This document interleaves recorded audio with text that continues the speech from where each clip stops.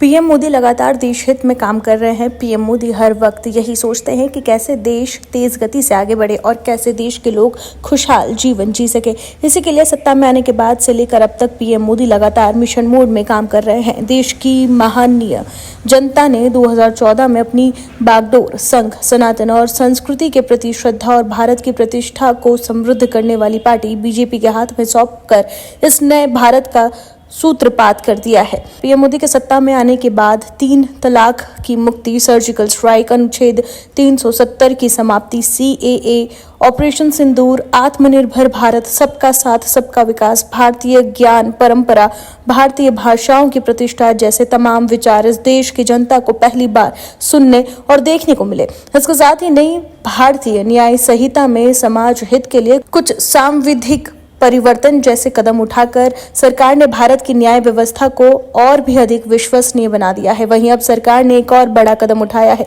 क्या ये खबर बताते हैं आपको इस रिपोर्ट में।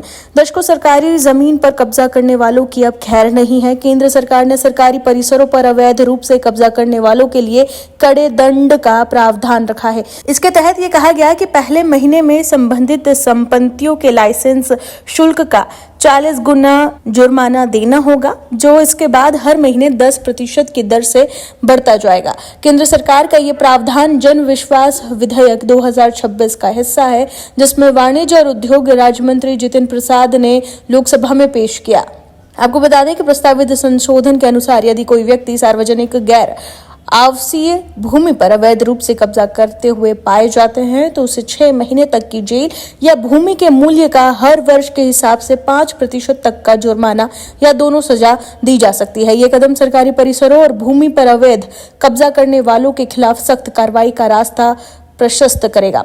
प्रस्तावित बदलावों का उद्देश्य सरकारी जमीन और भवनों पर अवैध कब्जे को रोकने के लिए कानूनी ढांचे को काफी मजबूत करना है, जिसमें आवासीय और गैर आवासीय संपत्तियों के लिए अलग अलग प्रावधान किए गए हैं। वहीं दूसरी तरफ एनजीओ द्वारा विदेशी अनुदान का दुरुपयोग रोकने के लिए सरकार ने शिकंजा और भी ज्यादा कस दिया है। इसके लिए सरकार की ओर से लोकसभा में विदेशी अनुदान नियमन कानून में संशोधन का विधेयक पेश किया है। विधेयक में FCRA लाइसेंस रद्द होने या समाप्त होने की स्थिति में विदेशी अनुदान से बनाई गई संपत्तियां जब्त करने और उनकी देखरेख के लिए केंद्र और राज्य के स्तर पर नई अथॉरिटी बनाने का प्रावधान है। वहीं विपक्ष और विधेयक को खतरनाक बताकर पेश करने का विरोध का जवाब देते हुए गृह राज्य मंत्री नित्यानंद राय ने यह कहा है कि वास्तव में उन लोगों के लिए खतरनाक है जो विदेशी योगदान का इस्तेमाल जबरन धर्मांतरण के लिए या व्यक्तिगत लाभ के लिए करते हैं। जैसे बता दें कि देश में कुल 16,000 एनजीओ को FCRA लाइसेंस मिला हुआ है और उन्हें हर साल लगभग 22,000 करोड़ रुपए की विदेशी सहायता मिलती है। नित्यानंद राय ने कहा है कि साल 2010 के CAFCRA कानून के कई प्रावधानों में अस्पष्टता होने के कारण उनका उल्लंघन करने वाले एनजीओ के खिलाफ कार्रवाई नहीं हो पाती।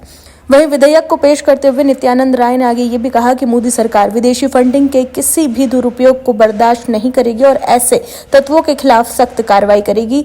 तो देखा आपने कैसे मोदी सरकार लगातार कानून में बदलाव कर उन लोगों के खिलाफ सख्त कार्रवाई करने के मूड में है जो सरकारी जमीन पर कब्जा करके बैठे हैं और जो लोग विदेशी फंडिंग का इस्तेमाल कर भारत में जबरन धर्मांतरण के लिए या व्यक्तिगत लाभ करते हैं, उनके लिए भी ये सख्त कदम है। विपक्ष की सरकारें अक्सर इन मामलों को लेकर कार्रवाई करने से कतराती है क्योंकि उसे अपने वोट बैंक की चिंता रहती है और यही वजह है कि विपक्ष की ओर से लोकसभा में विदेशी अनुदान नियमन कानून में संशोधन विधेयक को खतरनाक बताया गया।